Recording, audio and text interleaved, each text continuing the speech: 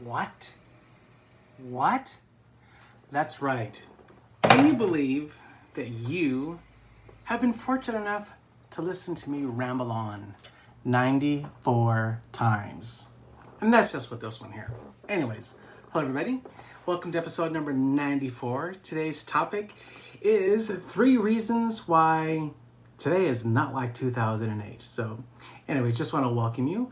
It is 12:30, which of course means that you and I have an appointment, right? And so today is Discuss It with Drake. And I'm wondering why my thing isn't working. This isn't awkward at all.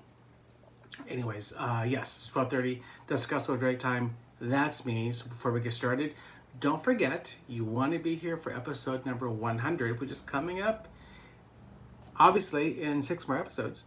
And I still haven't decided what I'm going to be giving away. So do you have any suggestions? I'd love to hear them. Please don't forget to go over to YouTube and type in Drake's Real Estate TV. Hit subscribe.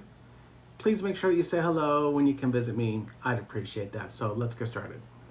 So again, the market today, not like it is in 2008. There's a lot of talk about that in the real estate market right now and its potential decline. The economy is in doldrums, or so they say. Interest rates are rapidly rising. Of course, they've come back a little bit already. Thank you, inflation. And the red-hot housing market, okay, from just a few months ago, is actually showing signs of weakening, and that is very, very true. So home sales are slowing. Mortgage applications are declining, and people across the country are being forced to cut their price reductions. When was the last time you heard that? It's been a while, right? In areas where they actually saw major bidding wars not too very long ago. So whom you work with really, really matters, and marketing really, really matters. And you want to make sure that you hire a professional to strategize with you, because we know what's going on. At least, well, I do. Anyways, so some worry that we're on the cusp of another housing crash like in 2008. But most analysts and experts say that, well, it's not like that. Of course, no one really knows the future, and if someone tells you exactly what's going to happen, turn around and run. Okay, but we do know that there are some substantial differences between the housing market now compared to the time leading up to the Great Recession. So let's talk about 3 things. Number 1, homeowners. Okay, so during the pandemic, mortgage forbearance programs allowed borrowers to pause payments until the worst of their issues passed. So if millions of homeowners were facing no other choice than defaulting during that time, we'd be in a much different situation right now. So by the end of March, the mortgage balances in the U.S. that were 90 plus days past due really was less, or right around 0.5%. So that's a historic low. When in 2010, delinquencies in single-family homes hit a 30-year high of over 11%. In the first quarter of 2022, that rate was just over 2%. So the soaring home prices, have also led to more equity for homeowners, okay? And mortgage holders have almost $3 trillion more equity than the year before to tap into. So it's very different, right? Number 2, let's talk about supply. So it is increasing a bit. So when there's a major issue in the housing market, it's almost always because of a problem with, like I said, basic economics 101, supply and demand, okay? It doesn't always have to be this situation, but largely it is. So in 2008, the issue was we had one of actually too much supply. 2008, okay? It's been a long time since we have been in that kind of market.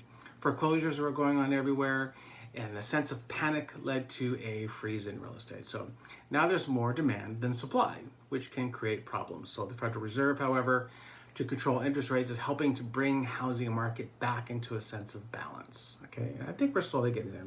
So there's slowing demand, and more inventory is slowly coming on the market. So while prices are going down because of multiple factors, they're not likely to see the dramatic declines of 2008. So if you're waiting for that, as my friend Nadia says, I'll let you go with that thought.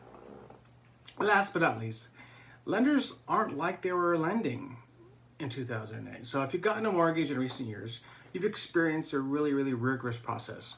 one of the main contributors to the crisis of 2006 was that they were very lax lending practices in the financial industry, right?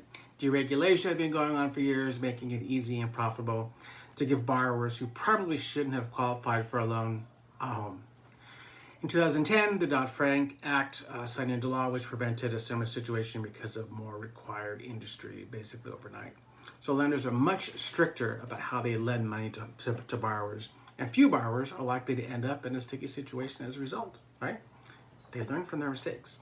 So in the year's first quarter, the median credit score for newly originated mortgages was what? Guess what this is? 776, right? Almost 70% of new mortgage holders have a credit score of 760 or more.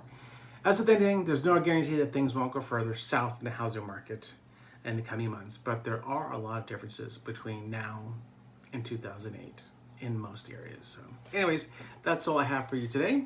I hope you found this information useful. Come back next week and we'll talk about other fun stuff. I want to thank Realty Times for all the information that they provided me today. And as always, please don't keep me secret. Share this with everyone you know.